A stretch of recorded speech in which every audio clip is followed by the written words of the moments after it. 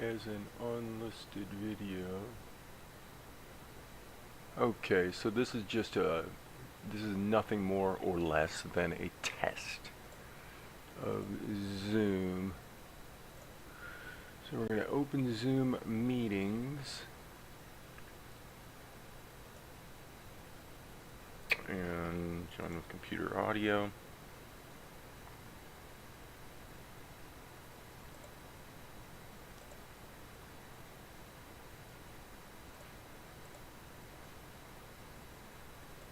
Alt V.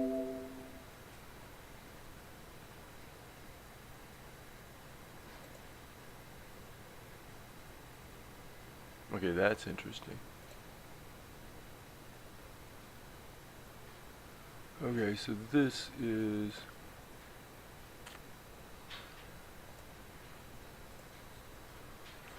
turn that off.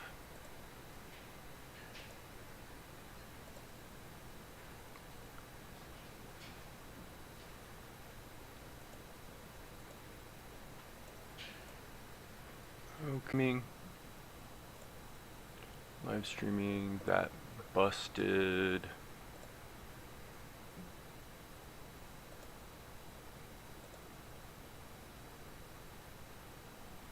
Okay.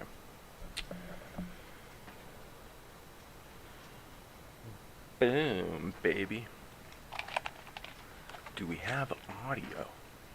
It seems we do. Okay.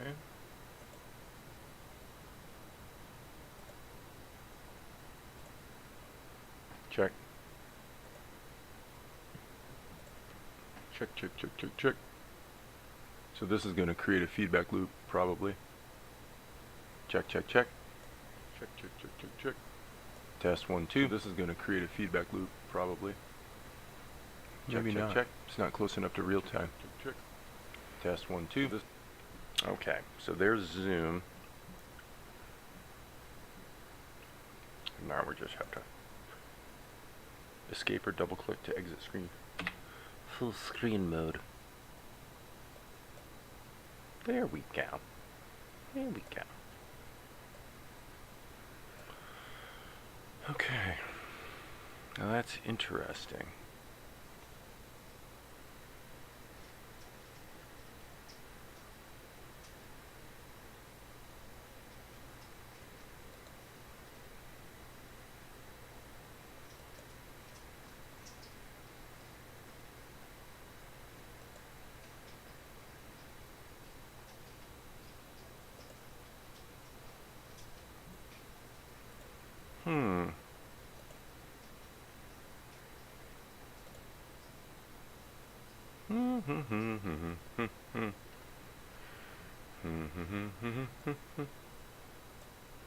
Okay, so that is somewhat useful. I wonder if that will stay on top. No. Boom. So, pop this open. And so we're going to be looking for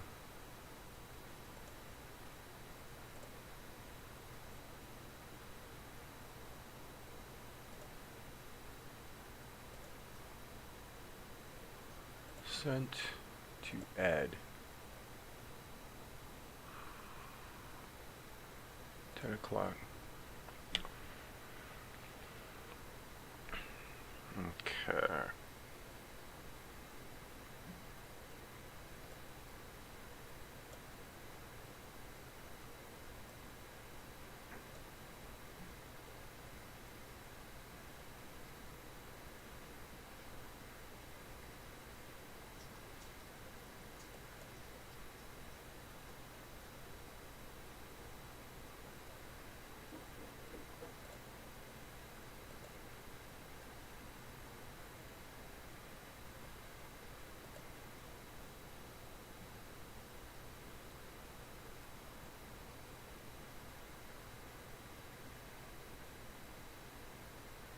Wow.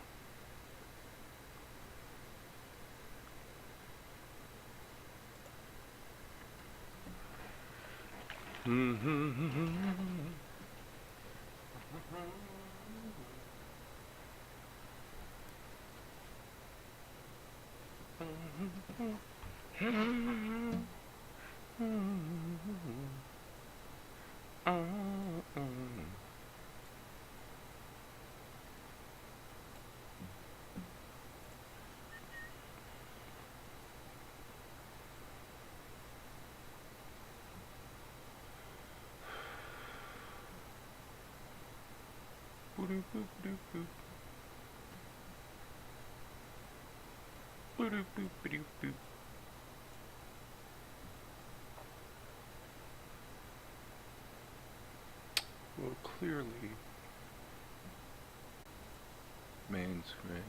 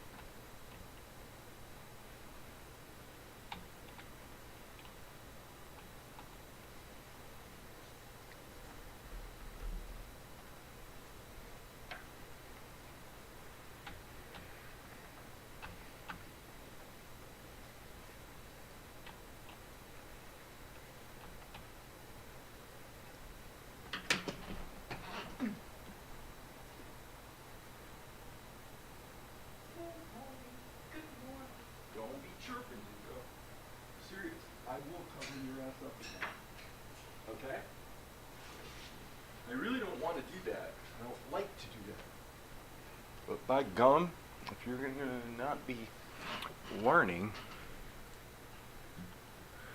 Okay, so what's going on here?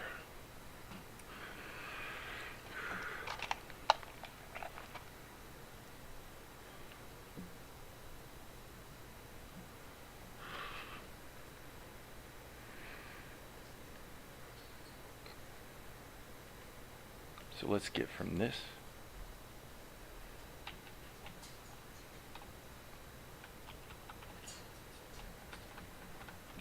Okay, now if we come back here.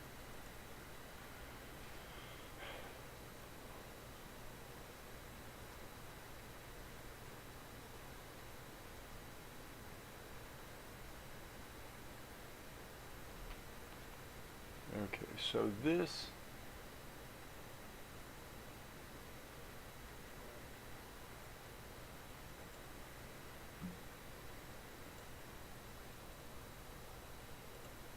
that's interesting.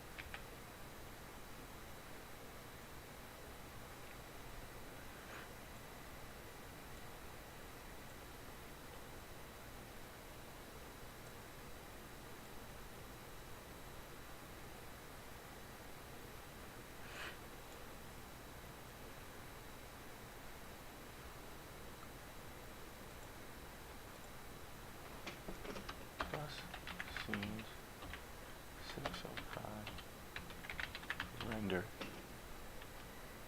605.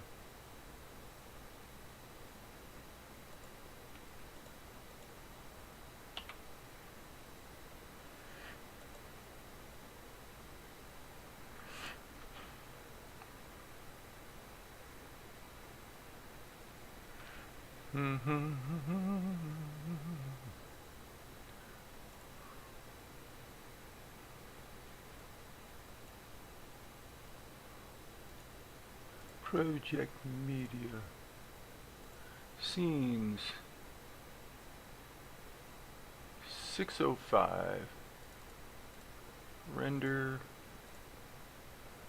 8 frames per second.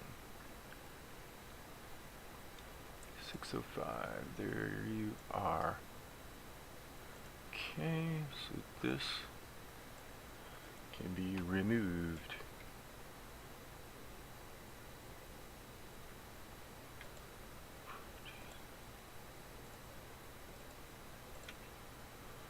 Okay.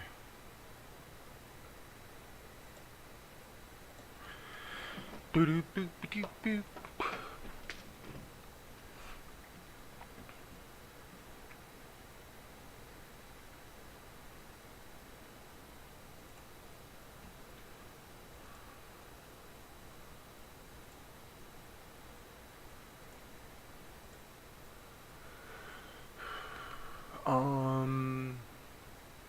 Probably.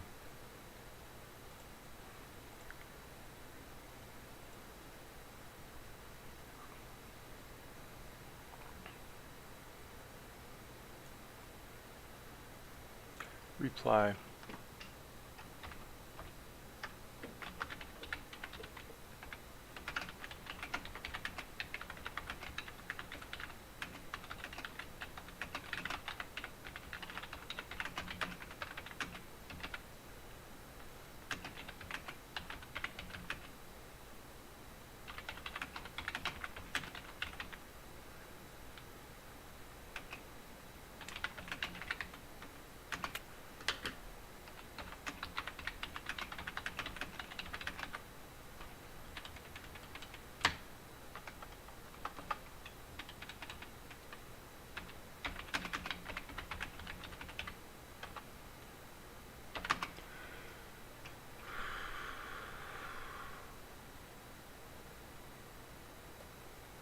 That's actually counterproductive, isn't it? Meeting information. Live streaming. Save and render. OBS Studio. Very good. Now we can put that there. Sehr gut. That was easy.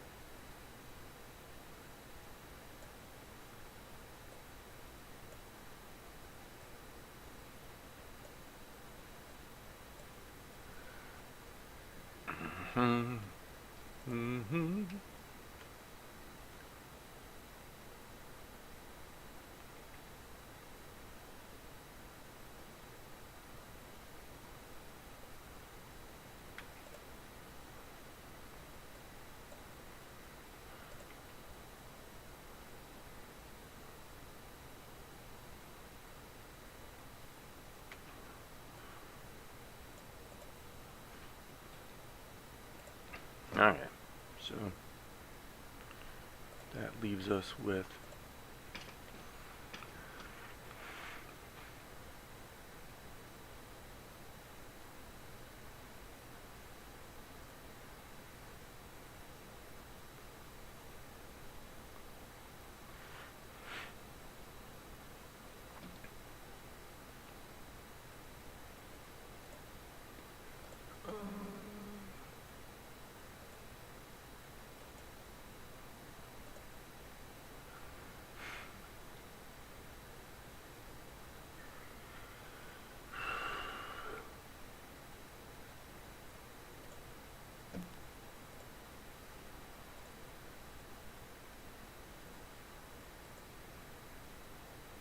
That's creepy.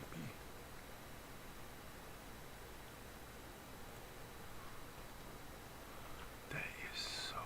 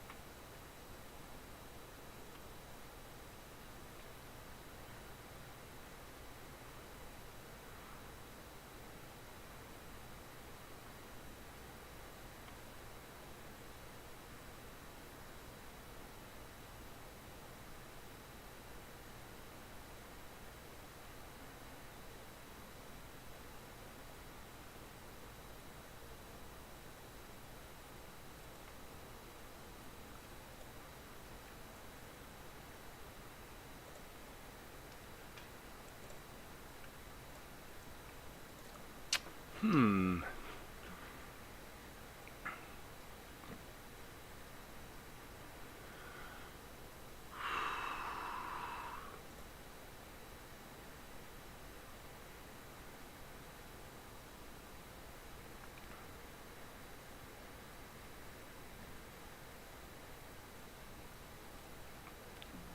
Mm-hmm.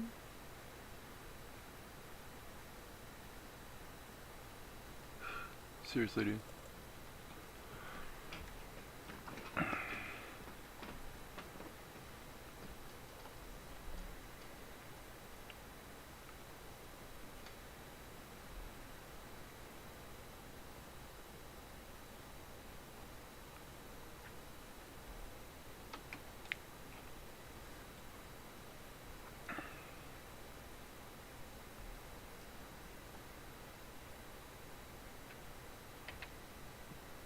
Mm.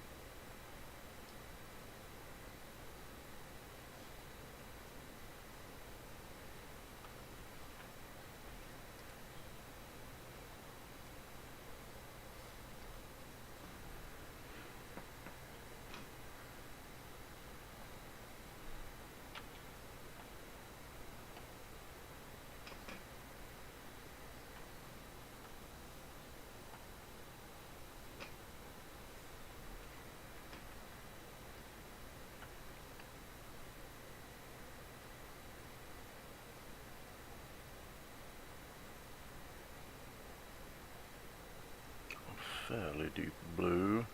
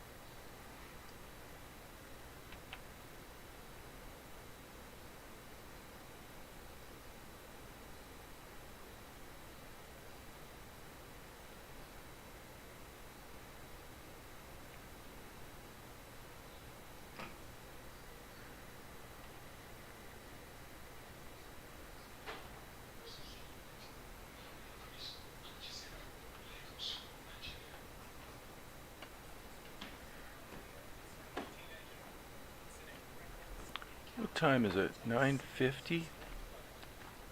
Morning, baby. Morning. Alright. Sounds like Al Jazeera's theme. Hmm. Well, hopefully.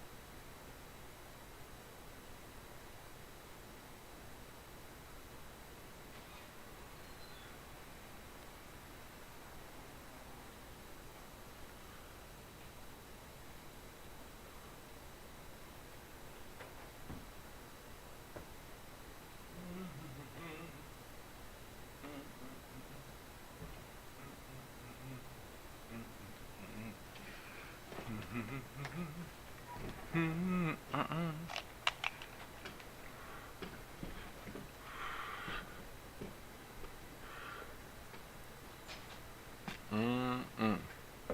looks like the one to watch is a variant from Omicron, actually.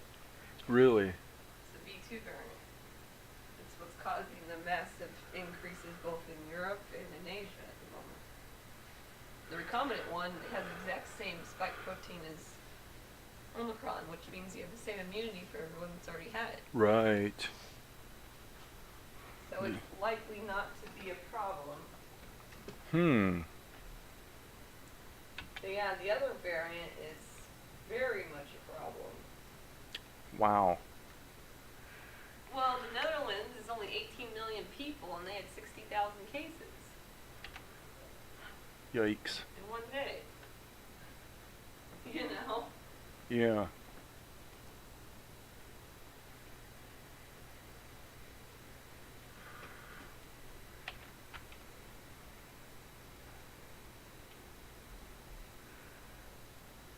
Okay, that's a happy coincidence.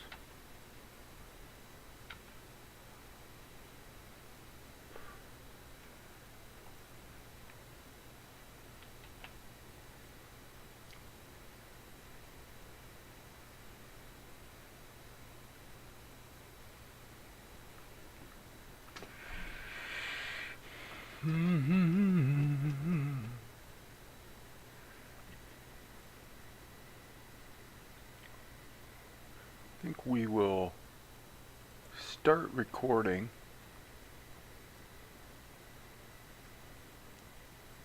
And pop this down here so we are recording and streaming all at the same time. Oh. Awesome. Dude! I don't have audio. Oh, there we go. Hey, Can you Dave, hear Can you hear me, my friend? I can. Can Okay. you hear? Yeah, our work here is done.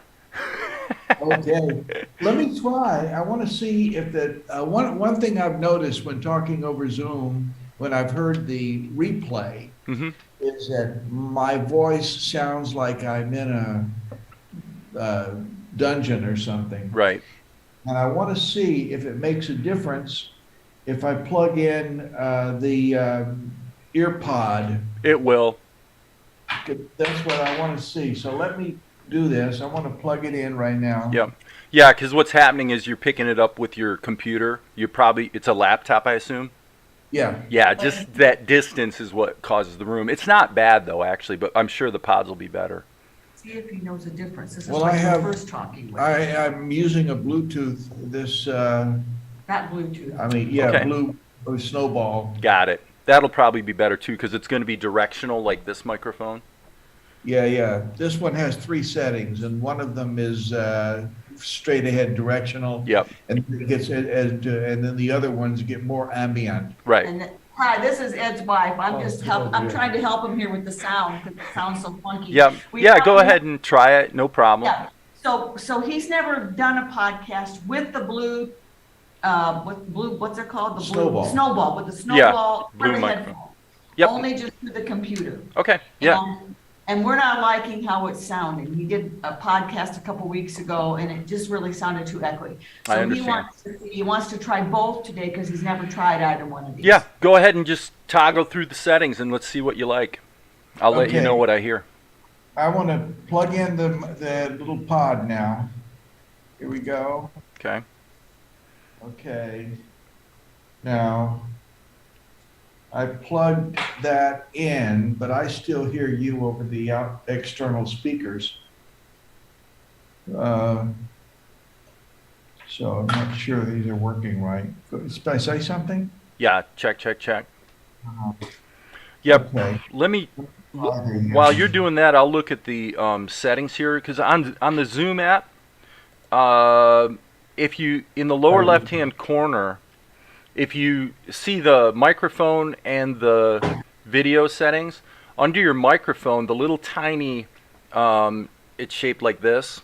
Uh-huh. If you click on that, it lets you choose your input source, And so right now, your input source is probably still the built-in laptop microphone. Yeah, it is. Yeah, and you just need to switch it to probably. You're gonna go to Snowball now. Yeah, let See me how that check. is. I'm about to do it. Okay, I There you now go. Yeah. on Snowball. Oh yeah, way better audio. Excellent. Is it? Oh yeah, yeah. Is that All right. is that the directional setting? Yes, it is. yeah, that's this is way the better. one that's, yeah, straight ahead is number one setting, right? It's not Yeah. number one. Worked perfectly. Do you think the headphone thing will work better or no? No, it didn't work. It didn't work, No, honey. because you had to change it. on Yeah, see on your audio settings, you also have a select a speaker, and that Yeah. speaker you're going to want to switch to your buds instead of your laptop Okay. headphones. So this is, Well, does the Snowball sound good? It sounds really good. Yeah, absolutely. Why don't you just stick with that? okay. Okay. I mean, we can try, but maybe if he's got some time, but No. maybe you. Yeah, I'm good. I'm good.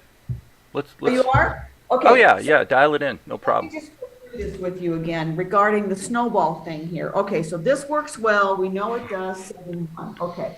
Now, with this, we tried to pair our Bluetooth thing and we couldn't do it. So, because it doesn't work, this particular that Bluetooth. particular device does not That work. work with this Mac. So if he's gonna use this, then I need to go to what setting? Did you say it's here on the microphone? Yeah, yeah. When you pop that little pop-up thing with the little icon that looks like that, it's really tiny. You've got select a microphone, and then you've got select a speaker. So you're gonna select, well, whatever the device is. If you're going to use the earbuds, I assume you're plugging that into the microphone jack on the laptop, Yeah. correct? Yeah, Okay, yeah. so that would probably be headphones. That's going to say headphones or something like that on the pop-up. No, but- Speaker and microphone, same as system. Select a speaker. No. So I can go to the preferences and go to sound setting. Yeah, here's what I would do, Ed.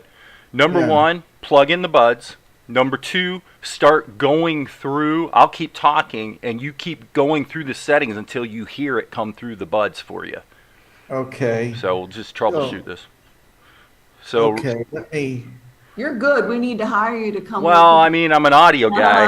I've been an audio guy for 30 Oh, years. good. I've got a lot of questions for you because we make videos here. Let me see here. Right. External MacBook Pro speakers. Probably. Well, no, that would come out the Oh. speaker then. That's built into the Right laptop. now, it says that the headphone port is active, and actually, it's not working in these buds. Did you? Okay, let me ask you a question. Did Yeah. you say that the buds are a Bluetooth device or not? They're not Bluetooth. Okay, These No, okay. the plugged buds in. are not Bluetooth. Okay, yeah, because I'm not a Bluetooth fan. Are you using anything that's Bluetooth at this point? No. Okay. Yeah, But we it's, could even use these. We could use these headphones. absolutely. Yeah, you should be able to, if you plug those headphones into Let's try these. Okay, we'll try these. Just a second. Yep, take your time. All right, so there's those. Okay. And All right. I am talking to see if you hear anything.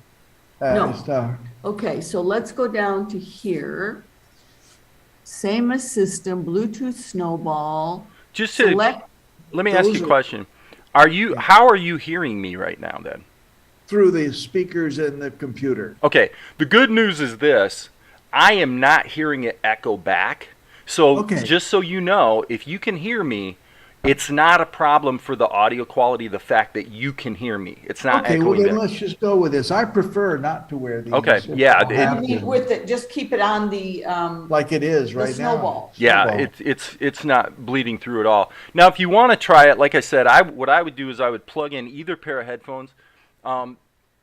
I'm not an Apple guy, but Apple's kind of notorious for changing the format of inputs and outputs every time they Yeah. release a new device. So, if it was me, what I would do is I would take the simple headphones like this that don't have a microphone built in. I would plug them into the earphone jack, which you just did. Yeah. You're saying you don't hear anything? No, but I use them all the time. When Okay. I watch movies and Right. stuff, Are these, So Are they out? if you just want to know if they're going to work, what I would do is plug those in again and then go through in the select a speaker settings on the Zoom app, just one at a time. Just go through each of the however many devices you have and see if any of them Is it cause on the or audio to off? just show up in the it's on headphones. all the time. It's on all the time. Okay. Yeah. All right. So you go through the settings and I'll tell you. So Okay. I'll just So- kind of talk, and I'm Oh, he said talking here, so that down people here, can on the hear Zoom. and check their headphones and find out what. And so Well, see, this is a microphone. This is the outgoing. You want Right. the the speaker. the speaker. You got the And- microphone solved, so that's Yeah. what's at the top of the pop-up. So the select a speaker. How many devices are you showing under select a speaker? Right now, I don't see speaker down here at all. Oh, I have on the bottom margin here, the menu at the bottom, Mhm. I have a picture of a microphone, and next to that is the little thing that you click on that tells you to select Bluetooth, Okay. snowball. okay, And then next to that, I have a picture of a camera. okay, And I don't have, then the next thing over, there's a space, and then I have participants, chat, share screen, record, reactions. So I think I have to go to the preferences on the computer itself. Make that, could be. hit that, make this big. Make what big? Just hit that green. The green? Yeah. All I want to right. see if it's hiding over there. No, nothing's hiding. Okay. But I have to go to, oh, well, what did I just do? No, that's me. I'm Oh, okay. Yeah. actually that didn't work the way I thought it would, so forget that. Okay, so let me, I want to get out of the, okay. So what I was going to do, Callie, is Yeah. go to preferences, Mhm. system preferences, and sound. This would be for Input. no, input is this. Yeah, Oh. input's your microphone, output's your speakers or headphones.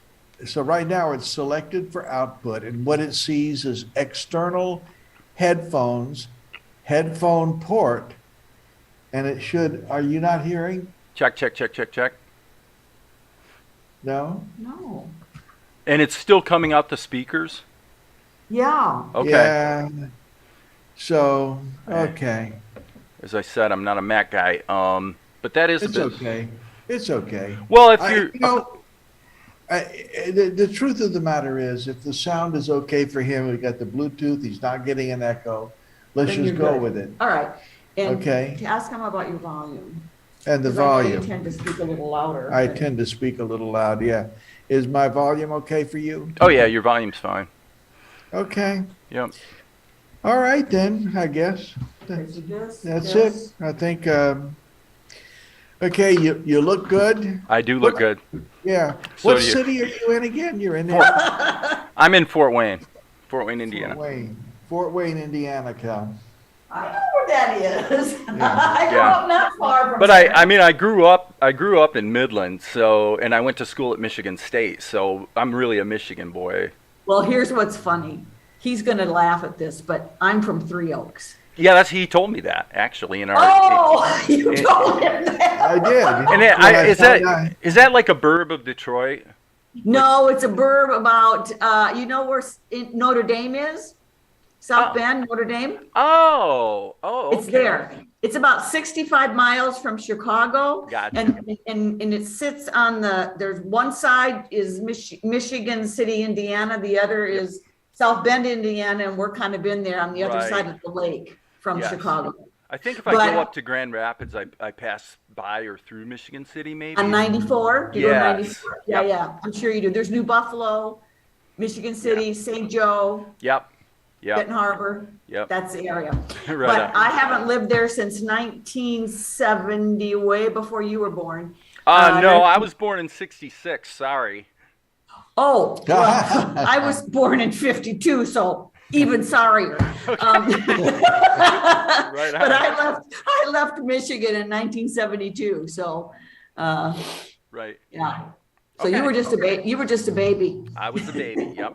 Okay, bye. Good Yeah. luck, you See ya. guys. All right. So it just so you know, Ed, if there's, I'm sort of formulating questions and whatnot. If you have any, I know the new edition of the book's not out for a year or so, but if you want to steer the conversation in any way based on your experience dealing with animators over the years, shoot me an email and let me know, and I'll just kind of steer things in that direction. I'm very good with just playing it loose. However, if there's any, you know your listeners, Mm-hmm.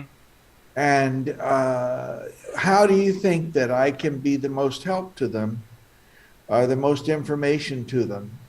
I think those are the kind of questions that would be most useful to them.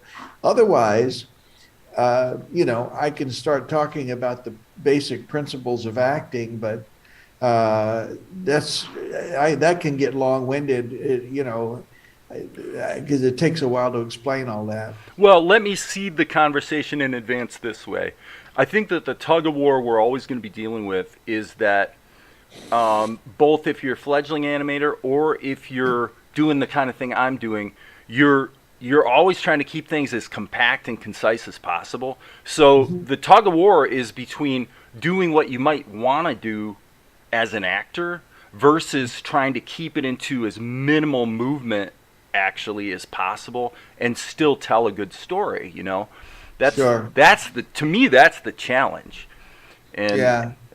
For me a lot of times that boils down to little things like this, it's little eyebrow movements and shifting of weight and things like that, but Well, the interesting thing is, and we can talk about this, is that animators and actors they have a lot in common, but they're quite different art forms. mhm. So for an actor, it feels like he's channeling a character through his own body in real time in front of an audience right now. You are the character as the actor. The audience knows that it's pretend. Everybody comes in, the audience comes in, they look at the program, they see what actor's playing what role, and they agree now to pretend with you. And so you come out and you're all dressed like the character. They know that you're an actor, so they pretend, you pretend, but it is real time. Mhm. Real time. Animators also have to know their character, but they're 24 frames make a second. An animator has an illusion of real time. They don't work in real time. Therefore, animators really do not need to be trained as actors, but they do need to understand acting structure, acting theory, scene structure. And that's what I teach, and is that. It goes all the way back to Aristotle. And so when you're, as an animator, the thing is, with animation, you think first about physical movement. And Absolutely. yes, and actors are trained not to think about physical movement. If you think about physical movement when you're playing a scene, it's considered an acting error. Because actors think about objective, they think about what do you want. Right. And it's interesting. I've been working on an analysis of Triplets of Belleville, the movie. You've ever seen that? I have not. Oh my God, gosh, you certainly should see it. The Triplets of Belleville. It was put together by Sylvain Chomet, and it'll knock your socks off, that thing. I'll check it out. Yeah, it's a combination of 2D and CG, and very French. Okay. It has almost no dialogue, but it is. Here's the thing that's I'm in my analysis of it is we humans, you and me, are storytelling problem-solving creatures. That's what we do. And when you're making an animation, when you're creating it, when you're writing one, putting it together, telling a story, your audience wants to look at every single sequence as a problem to be solved. And how is the character solving that particular problem in that particular moment? And once that problem is solved, then they go on to the next problem. And they're connected. Stanislavski called these problems bits, B-I-T-S. Right, sure. And they're like beads in a necklace, to where each one of them is connected to the next one. And when you put them all together, like you can break a whole script down into these bits or beads. Absolutely, right. And then when they're all connected, you have a necklace, or you have a complete story, you have a complete script. And so when you're animating and you want to give good performance, and I agree with you about stillness, by the way. Miyazaki would agree with you about stillness. Oh, for sure. There's too much gesticulation in Western animation, as far as I'm concerned. Right. Well, it's the mocap thing. You know, in games, you have characters that are standing there going like this, because they have to feel like they have to justify the cost of the mocap. yeah. It's a mocap, but also the way that animators. The problem is, for me, the challenge for me as an acting teacher is that animation, since Walt Disney's days, has been taught through a process of mentorship, and where you get experienced animators basically telling the new generation, this is how you do it. Mm-hmm. And, you know, if you want a character to be really excited, do this with the eyebrows, that kind of stuff. Right. And so, and then there's this expression, maxim, that the animator is an actor with a pencil. You've heard this. Well, I tell you, based on everything you're saying, the animator is a director. And that's actually what they're really trying to learn to be, is a director. You're exactly right. And this is what all of your early, those were really animation directors, animator directors, the ones that did the Bugs Bunny and all of those guys. They gave birth to those characters and owned them, and they animated a character straight through, beginning to end. It was their character, right? And they got to be like it was. They knew exactly what the character was going to do, and so what you're doing as an animator is you're really helping your character be a good actor. From the audience's perspective, Mickey Mouse is the actor, not Walt Disney. It's now you're almost suggesting there's sort of this intermediate step then between I as the animator have this role of the director, but then really what I'm doing is I'm portraying the character as an actor. You're almost putting an intermediate step between the performance of a character that I'm becoming emotionally on board with and my role as a director. You're saying the audience is aware of that middle step where the character is actually an actor. Yeah. Never thought about that one. Yeah. In order to really understand this, I don't think that there's enough focus on the relationship between the animator and the audience. Animators tend to get really involved with the technical aspects of animating and to make a character seem to come alive. And I agree, it's almost a magic trick. I stand in awe of some of the animators that I've worked with. I just am in awe of what they can do. But there's not enough focus on the aesthetic between an audience. And in order to get it, you have to go back to the live theater. Well, I wonder if I suffer from that. Maybe I don't consider myself a good animator. I consider myself actually mediocre at everything I do. But I do have a good, I'm an editor, you know, and at the end of and I say this to my audience all the time, is that it's really, I'm a pragmatist as an animator. What I care about is just telling the story. And if that's working, however I get there, I don't really care, you know. You're telling a story, but here's the thing: is that your character, every character is the protagonist in his or her own life, the same as you are. Right. Okay. Each of us is the hero in our life. Okay, so your character. Here's what all humans are. We're all the same animal. We all of us are born the same way. We die the same way. And all of us are trying to survive. And we all have the same set of emotions. But here's what, we don't have the same set of values. Right. So you and I may both have the emotion fear, which we do, but maybe I'm afraid of rats and you're not. So we both have fear, but we have different values. And so this is, when you're an animator, character animator, what you're doing is you're saying, how is this character surviving? I just wrote a thing in the manuscript.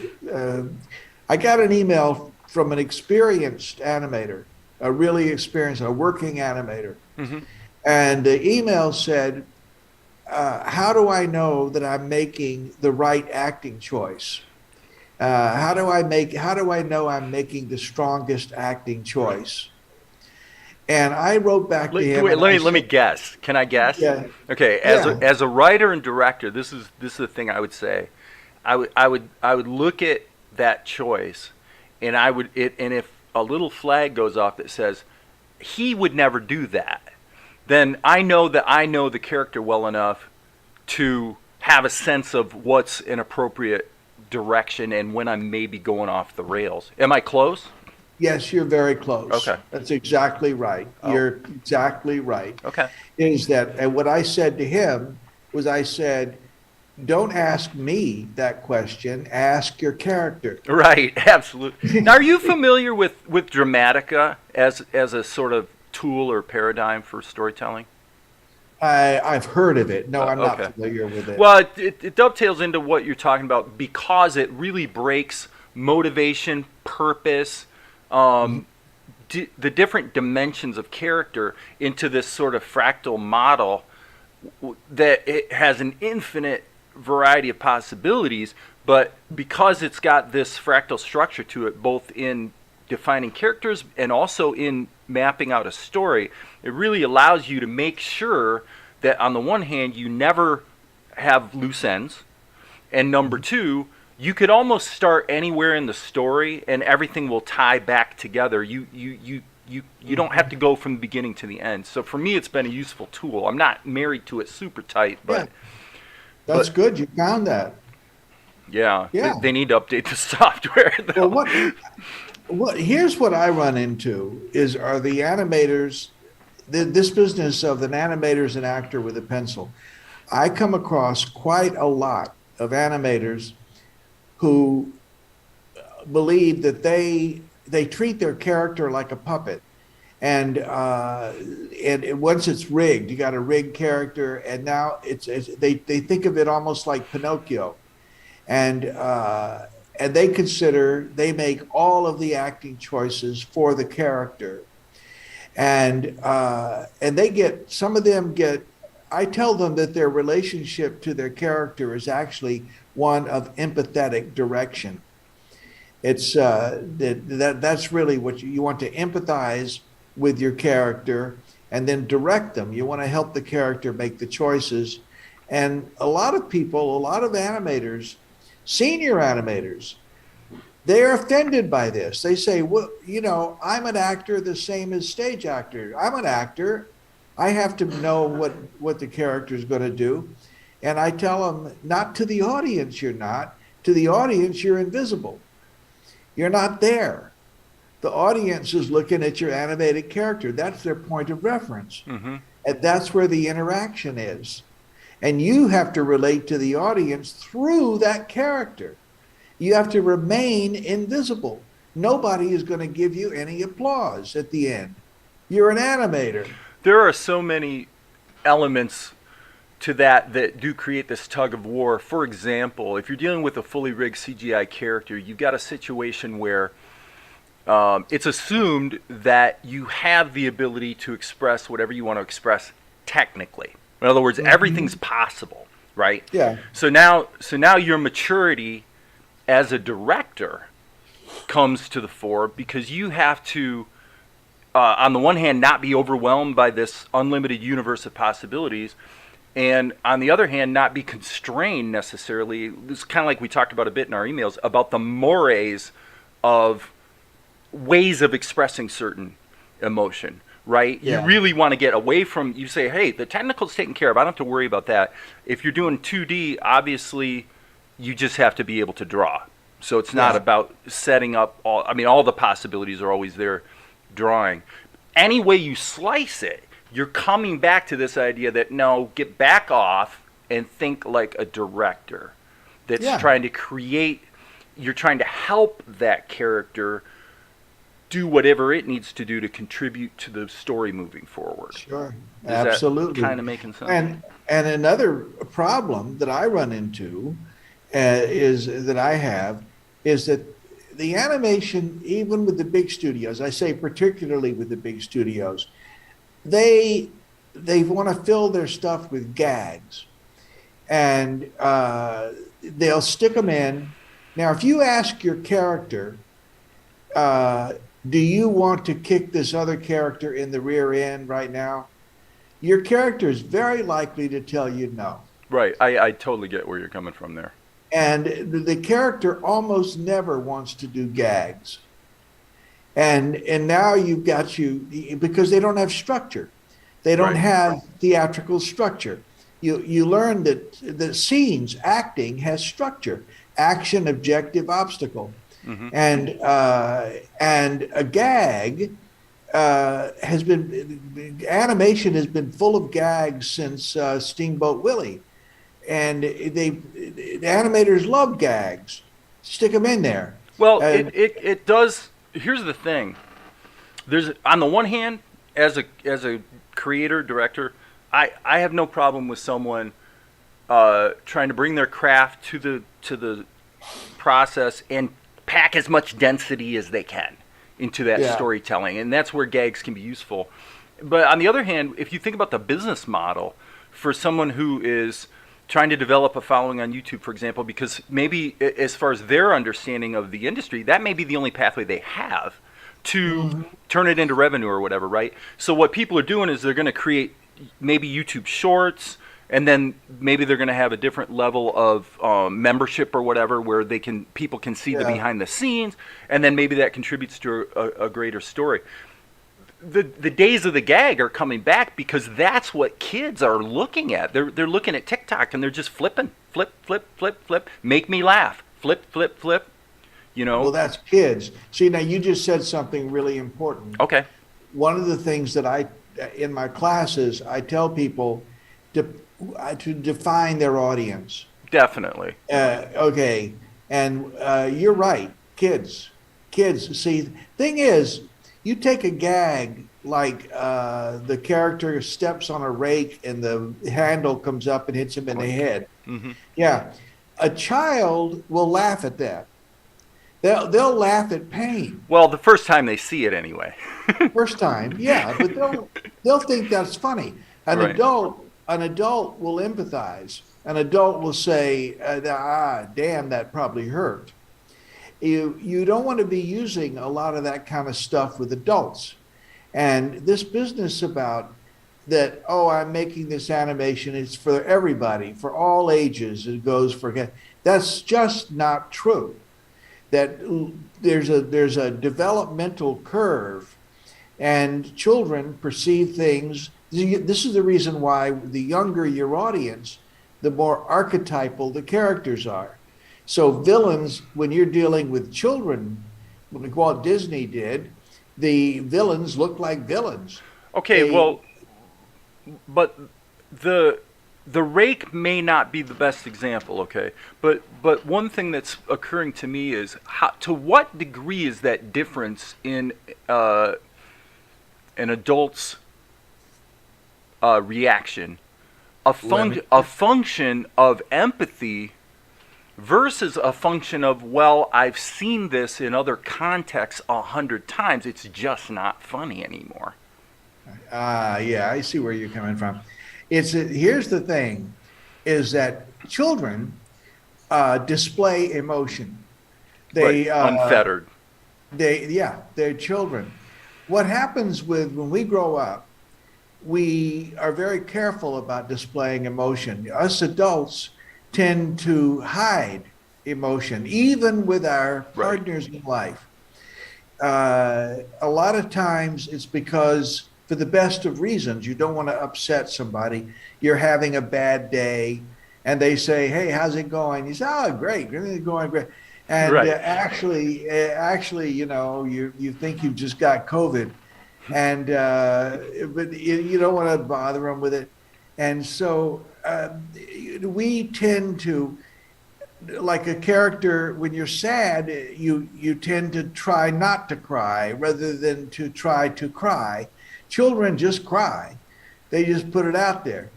And so what happens is, when you have an adult audience, then you understand that villains don't necessarily look like villains. They can look like your parish priest.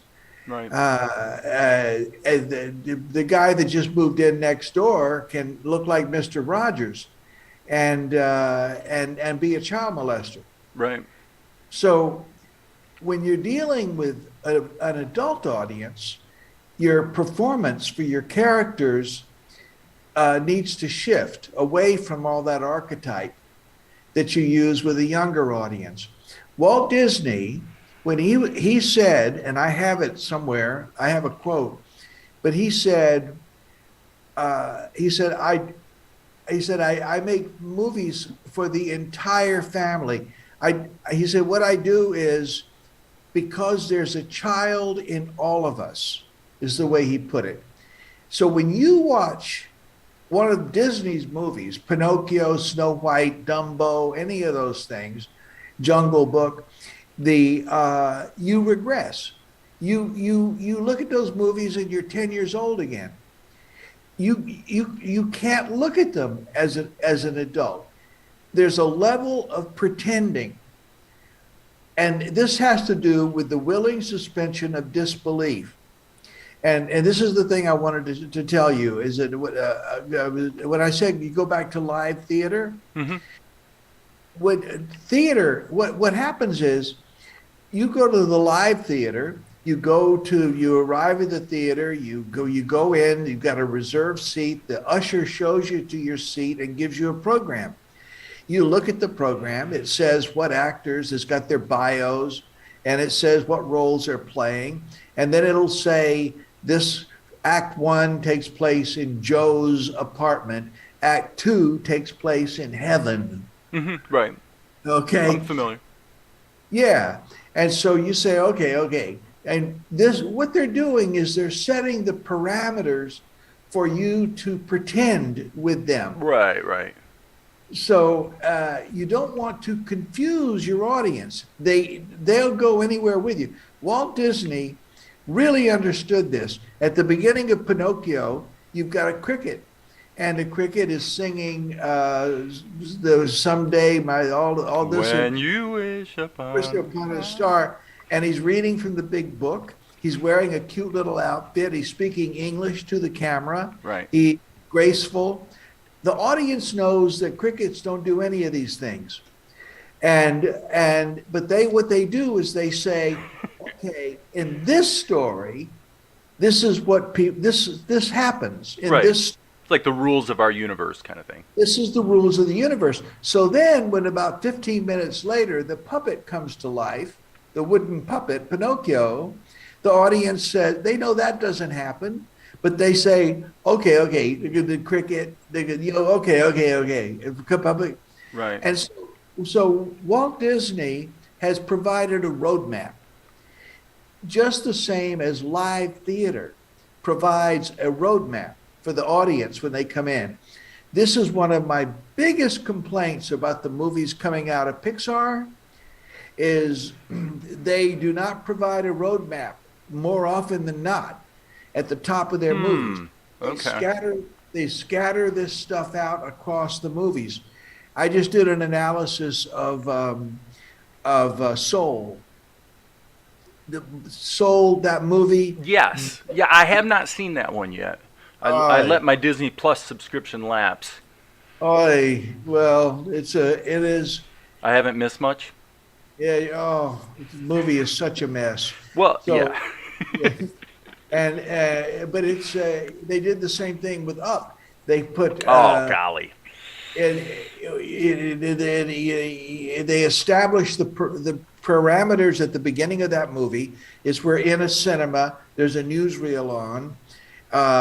It looks like it's back in the 1950s or something. Right. Mm-hmm. And the laws of physics are being obeyed. There's gravity, the characters. It's almost like animated live action.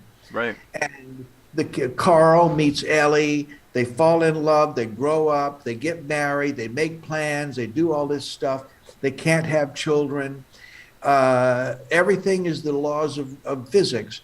And then so what they do is they dream about Paradise Valley and all this stuff. And then Ellie gets sick and then she dies. And then Carl grieves. Okay, so then the house, here comes now the Boy Scout, Russell. Here comes the Boy Scout. And he develops a relationship with the old man. Yep, Carl. I remember. Mm-hmm. Okay, now the house gets lifted into the sky with a bunch of balloons and it floats all the way to South America, to Paradise Valley. And now here comes the talking dogs. Right. Okay. And so they put a note in there, they put a line in the script to explain the talking dogs. They said, well, they're wearing a special collar because we wanted to be able to hear them talk. And okay. I get what your complaint is here. Yeah. The whole universe got changed in order to cobble the emotional arc they were trying to define into a story where those things didn't fit. They didn't fit. And not only that, these dogs are flying airplanes and working with global positioning devices. So this collar changed their brain. Right. It changed their physical structure. It did every kind of thing, but the movie doesn't ever address any of that. Right. All it ever says is the collar is on there so you can hear him talk. And to me, this is such arrogant filmmaking. Martin Scorsese would never get away with something like that, with throwing stuff like that. I go over there to Pixar or Disney, and I talk to my friends, and I point this out. I point these things out to them. And what they say to me is they say, well, Ed, the movie made $1 billion and it won an Academy Award. Right. And I say, yeah, but the parameters for the suspension of disbelief are totally off in this movie. They're not right. The script is weak. And they say, well, the public wouldn't come and see it if it wasn't really good. And we don't see any need to change or improve things. It's animation, Ed. Animation. And as if animation gets its own set of storytelling rules. Right. These rules, this is human stuff. It's not Right. animation versus live action. It's the way a story is structured.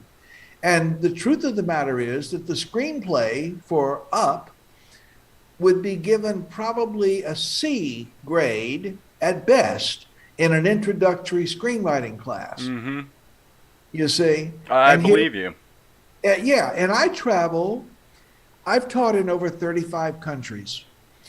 And these young animators everywhere, they aspire to work for Pixar. They look at movies like Up and they figure this is what you're supposed to do. And I come along and I tell them that the emperor is not wearing any clothes. You've got to be, I tell them, look at these movies for the technical stuff, the technology, the industry itself, because they're spending $200 million on a movie here. And yes, they have some of the best animators in the entire world on their staff. And they should be doing the most incredible animation in the world for that kind of money. Definitely. They really should. But what happens is they drink their, when it comes to storytelling, it's all about merchandising with these big movies. And they want movies that have characters that'll turn up in theme parks and tent poles and spin-offs and merchandising and bed sheets and this and that. And I tell my people that are in that are in Kuala Lumpur, I tell them, don't try to copy Disney Pixar. Don't tell your own stories in your own way. Look at those Disney Pixar stuff and look at it for the technology. But you can't do what they do because they're huge merchandising companies. You're not going to spend $200 million on your movie. It's not going to happen. Well, and this came up in a live stream just a few days ago, is that Amazon Prime is relentlessly promoting a kind of an anime-informed, Americanized anime adventure thing called Vox Machina. And there's another show called The Freak Brothers that Woody Harrelson and John Goodman were involved with. In both cases, I think these shows are, doing okay because they're being relentlessly promoted. In both cases, I watched the first episode just saying it's a comedic proposition here. So I said, okay, make me laugh. And in both cases, zero. I got a little tiny chuckle out of the Freak Brothers one time in a half-hour show. So the quality of writing is just not even making it to first base for me. But no. And a lot of the problem with animation is that the scripts are a live action director is not going to start production on something until they've got a script. Right, of course. And I mean, they may do things to the script. It may have a lot of fingerprints on it, but you're going to have a script. Animation, they start with these big movies, they start production a lot of times before they've got a complete script. In the case of Up, the script that he had, Pete Docter, it only went to when the house was lifted into the sky with the balloons. They did not have Paradise Valley. Right. Remember the movie Madagascar for DreamWorks? Absolutely. They only had they had the script up until the animals got out. It's like having King Kong up to the point where they get him on the boat and haul him to New York. Exactly.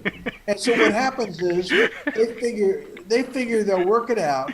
Right. And like with Madagascar, they had to actually stop production because by the time they had the part of it, they got the animals to Madagascar, but they didn't know what happened at Madagascar. And they thought they'd have it. By the time You got to move it. You got to move it. And by the time they got there, they didn't have it. Well, the lemurs did save the show. But they actually had to stop production. Wow. And this is, and when I talk to my animator friends, they say, well, the scripts are written by storyboard. Right. We do it that way. And we don't often know exactly where it's going to go. And I tell them, no, that's bullshit. That idea has been venerated by the, there's a lot of things that have become common knowledge in animation where if you're a fledgling animator poking around on YouTube, these are things you learn. Oh, this is how we do it, is with a storyboard. And I think that process has been venerated to the point where it's planted in people's minds that that's actually the best way to do it.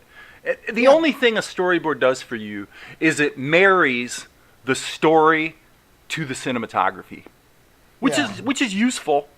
To me, that's an intermediate step. So I'm always going to write a script before I'm going to do a storyboard. Yeah. for sure. Yeah. But that's me. Well, I think that you're right. I think you're correct. I applaud that. Well, plus it becomes important when you're an independent creator, as I am. You learn how expensive it is to make mistakes on the cinematography side of things. Sure. So I come from the sort of Robert Rodriguez school of filmmaking, right? And Uh, and so I'm going to write a script that's extremely visual, where you can Yeah. look at that, and I think that served me well because what happens is it also turns out that the actors can look at the words I put on the page and they get it.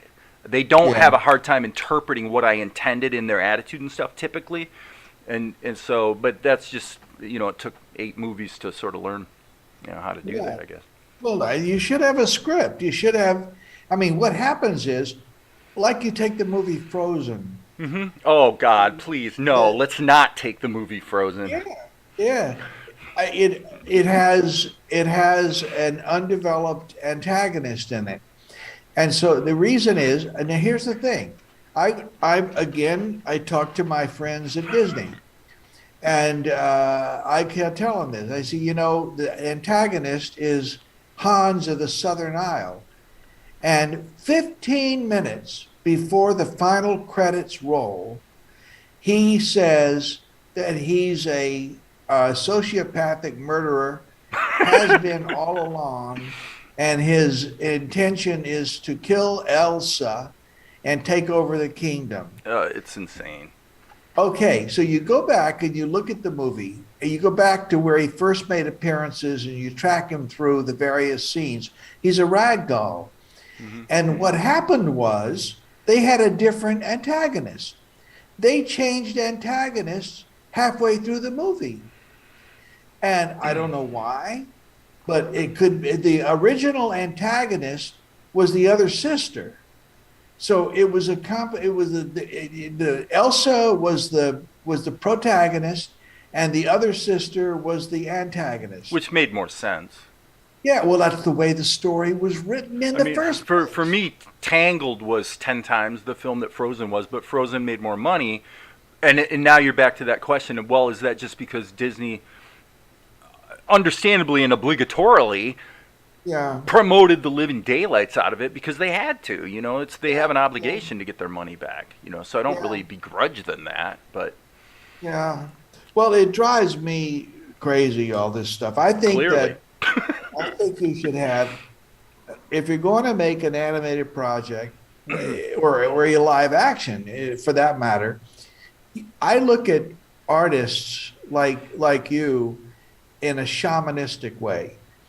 I think that you are part of a tribe, a large tribe, but you're part of a tribe. And not everybody's a shaman. Your job is to see things in life and to look at things in life that other members of the tribe cannot or will not see. And then you tell them what you saw. So if you put a circle in the dirt, the tribe will come. And they'll say, what? Why am I here? What'd you call me for? And you say, I got a story to tell you. I got something to tell you that's going to help you. right. And It's a pretty small tribe, Ed. it is a small tribe, but I'm saying that your job is to look into the dark abyss that people don't look into. It's not easy being a member of a tribe. We have to live in groups as humans, and it's not easy because one person's survival strategies can be an obstacle for another person. And so we learn how to deal with each other. We are storytelling animals, and we learn, if you think about it, the stories are all about problem solving. Mm-hmm. It's all about problem solving. The first stories had to do with the hunt. When the cavemen, the drawings on the wall, they're the hunt. And why? The problem is I'm hungry. The problem is, what am I going to do? Right. Well, I'm going to chase the antelope. I have another problem also. I can't catch the antelope. So the solution is bow and arrow. Great. Now that's the action you take to solve the problem. Now I got the antelope. Now I got another problem. I got a dead antelope here. What do I do? Oh, fire. Okay, I gotta cook it. And you see how it all goes on. We learned to talk in order to tell stories having to do with survival. That's the way that we first sang and danced and played instruments, which they found in caves and stuff, clay things that they made music with. I'm gonna wonder if that might be a false conflation. I think they tracked it. That's the actual driver of the development of speech. That's a theory, yeah. Okay. Yes, and not only that. It's a fair theory. Not only that. Once the speech came, followed closely on its heels was metaphor, and you and I speak continually in metaphor, and so we use it. We're so casual with it, we aren't even aware of it. But our whole approach, our system of knowledge, is just nothing but metaphor. So it starts on a very, very basic level with the sun rising and the moon and the snow falling, and this is cold, and you tell someone, I don't like how you are, you're cold. You're cold is a metaphor. It's a cold. What is it? The weather is cold. Right. Yeah, you're getting into some deep territory. I mean, I've got a pretty well realized theory about the human experience, where basically all of life is a story we tell ourselves to explain our reality to ourselves. The thing that's interesting about that, and it kind of makes it easy for the storyteller to, on the one hand, get someone to come along for the story, and on the other hand, to maybe fool them. If you're a storyteller who has an audience that doesn't know they're being told a story. So much of what we perceive as real is in fact delusion, because it's a story we tell ourselves in order to make ourselves comfortable, to allay fear, and help us to align with a tribe who gives us confirmation bias. This is why we have the political thing we have in our countries. It's just way the hell easier to just go retreat to your tribe than to actually be open-minded to learning and growing and all the rest. So I don't know if that helps, but I think what you're saying is accurate. You do. We tell ourselves stories, and we tell each other stories. But here's what gets me is that we humans have a very, very large brain. For our body size, our brain is roughly 6 times as big as other animals, where the brains are in proportion to their physical self. Mm-hmm. Our brain is 6 times. Well, and bigger. probably most of that additional proportion is the frontal lobe as well. Exactly so. For sure. And so if you are a student of evolution and evolutionary psychology, I am, and have been for a long time, you ask yourself, why have we evolved to have this very large brain? And the reason is because we are able to contemplate our own mortality. Right, exactly. Other animals can't do it. The day your dog dies is just another day for the dog. It's the other animals cannot.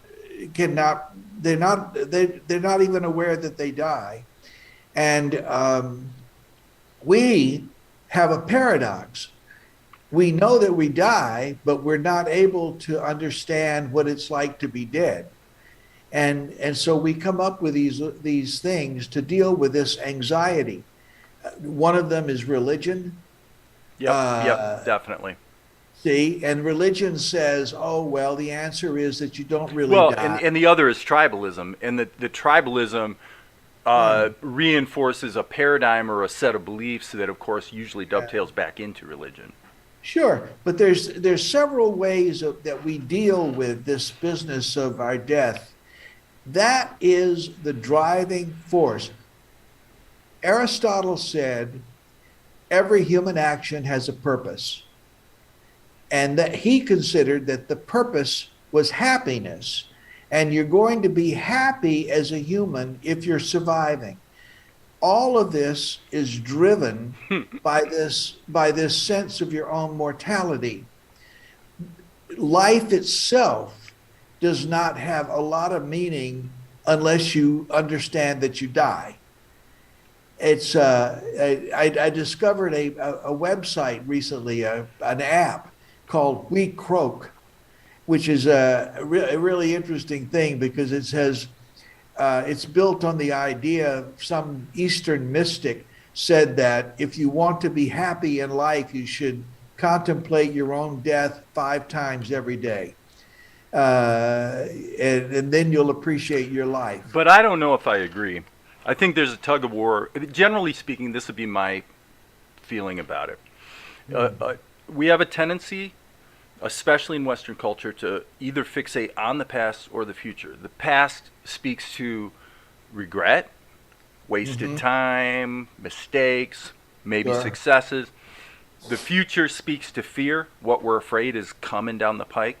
And so you're suggesting, vis-a-vis these philosophies, that contemplating the future, death, is part of the way to be happy. A lot of people would disagree with that and say the whole point is to actually completely disregard the other two, because manifestly the only thing that actually is ever true is right now. And actually anchoring in on the present, or what obviously some people call Sure. being present, guys like Eckhart Tolle,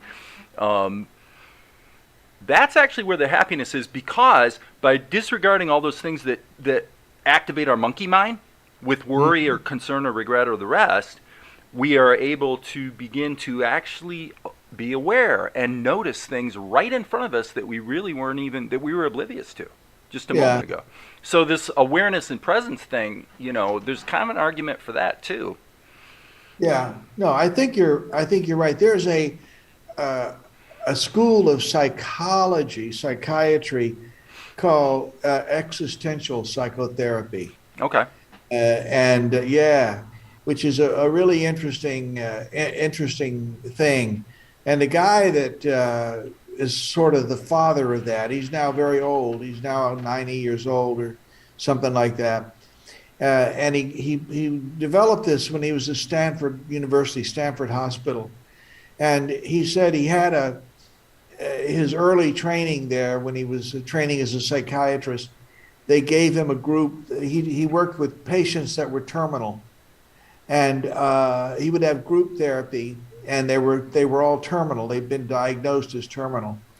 And he said he noticed that when they were terminal, that their senses seemed to be more acute. He said a person who's terminal, they began to see colors more vibrantly. They began to hear things that they didn't hear. They taste things more. He said the senses become much more. But let me interrupt and ask, when you say terminal, you don't mean becoming aware that you're, say, have a disease that ultimately is terminal. You're talking about when someone's actually getting close to death. Yeah, that's right. Yeah, They've got stage 4 or something. Gotcha. And they know it. And they know their time is limited. Right. Anyway, he observed this, and he said, why do we have to wait until we're terminal Absolutely. in order to have this? Oh, I couldn't agree more. And so he developed an approach to psychotherapy where he has people, on your first session with him, you go in there because you have a fear of flying. Okay, they say this is a fear of flying. Right. And what he was going to do is he's going to take a piece of typing paper out of the drawer and put it on the desk in front of you, and he's going to draw a straight line across it a horizontal line. And he says, on one end he writes birth, and on the other end he writes death. And then he says, now, where are you on this? Well, the way they feel emotionally is, if I get in a plane right now, I'm a millimeter away from the death. That's right. So no matter what you go to this guy for, he's going to first do this. I mean, this makes people uncomfortable, but his contention is that we all have some sense of how long we're going to live. He said everybody's got an idea about it, and he said you may not want to talk about it, but it's a good thing to name it. And so what he does, he thinks that every kind of psychological problem is one way or the other connected to an avoidance of this is existentialism. It's an avoidance of death. Rather than I would ask you this: would it be more accurate to say, because there's things in our everyday experience that we avoid, right? Is it actually not the avoidance of death, but the avoidance of truth, telling the truth, facing the truth, of which death is, of course, part? Yeah, I think, well, you don't perceive it as a truth. People see, the thing is, the problem with death, there's a book that I read not long ago called Man's Search for Immortality. I think that was what it's called. And really, and his premise in there is that we aspire to be gods. We want to live. We want to live. Well, it's an forever. awareness problem. The problem with dying is that you're either going to lose your self-awareness, or you're going to continue to have self-awareness in a place that's really unpleasant. Yeah. Now, Anyway. Ed, are you Jewish? No. Okay. Well, I lived in New You're York. kind of a New Yorker. You kind of look like a Jew, right? That's what is it. No, the old saying is. I can't believe you're not Jewish. If you're in New York and you're not Jewish, you're Jewish. Absolutely. And if you live in Texas and you're Jewish, you're not Jewish. Right, exactly. Okay. And I lived in New York for. I was trained there. I moved there in 1969, and I left in 1976 and moved to L.A. Okay. But everybody I knew was Jewish. I just made the erroneous assumption based on your look, your manner, how you talk, the whole thing. Yeah. But some of my. I guess I'm a racist. I must be. No, I don't think so. I think that, but what you're picking up on is I can see where you would see that about me. But I'm not Jewish. I'm an atheist. Okay. Actually. So, and I have been for a long time. Mm-hmm. But I have many acquaintances and very dear friends who are Jewish, and it's been that way for many, many years. So I have an empathy with them. Me too. Yeah, and I lived with a Jewish girl for several years, 4 years. I lived with her, Mm-hmm. and I did all of the holidays and everything, all the celebrations, and I could speak a bit of Yiddish. You could. Let's go ahead and I'd say let's pause, because we're gonna drain. We're squeezing a sponge here that we don't want to run out of gas before Saturday morning. Okay, that's fine. Let's stop. It's what we can do is pick up wherever you want. As you can see, You know what? I've been recording this, so I may go ahead and post some of this conversation as a teaser too. If that's okay with you. Well, be careful about that.